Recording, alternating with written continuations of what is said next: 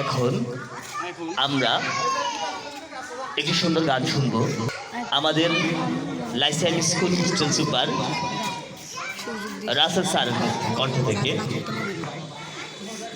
রাসেল স্যারের জন্য একটা জোরে হাততালি দাও।